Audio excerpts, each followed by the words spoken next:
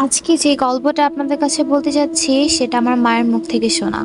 মা যেভাবে করে বলেছে আমি সেভাবে করে বলার চেষ্টা করছি। তখন আমার বয়স ছিল 10 বছর। তখন মোটামুটি সবই বুঝতাম, কিন্তু এতটাও জ্ঞান ছিল না। তখনকার দিনে বিদ্যুৎও ছিল না, তাই ফ্যানও ছিল না। তাই গরমের দিনেও রাতের বেলাতে জানালা খুলে ঘুমাতাম। প্রত্যেক দিনের মতো সেই দিনও তাই করেছিলাম।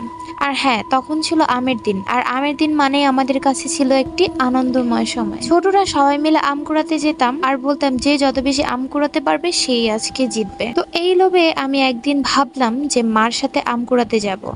আসলে আমার নানি আজানের সাথে সাথে নামাজ পড়ে, তাই আম্মু ভেবেছিল অন্ধকার থাকতে নানির সাথে আম কুড়াতে যাবে। তো সেদিন মাকে বলেছিলাম আগে আমাকে ডাক দিতে, এবং এটা বলে আমি ঘুমিয়ে পড়লাম। হঠাৎই দেখি কে যেন আমার পাশ থেকে উঠে গেল, আর আমিও উঠে তার পিছু পিছু গিয়ে দেখি মা বাড়ি থেকে বেরিয়ে যাচ্ছে। নিশ্চয়ই আমাকে না নেওয়ার ধান্দা। আমি এটা ভেবে মার পিছু নিলাম এবং মাকে অনেকবার ডাকলাম। মা হাতের ইশারায় আমাকে তার সাথে সাথে যেতে বলল। আমি তার পিছু পিছু যেতে থাকলাম আর আম কুড়াতে থাকলাম। সেদিন ছিল চাঁদনির রাত। কেমন যেন অদ্ভুত পরিবেশ, বেশ গা ছমছমে পরিবেশটা ছিল। কেন জানি মা একটু বেশি আম পাচ্ছে। সেদিক দিয়ে ধরতে গেলে তো আমি তো এক ভাগই পাচ্ছিলাম না। হঠাৎ খেয়াল করলাম মা তো আমার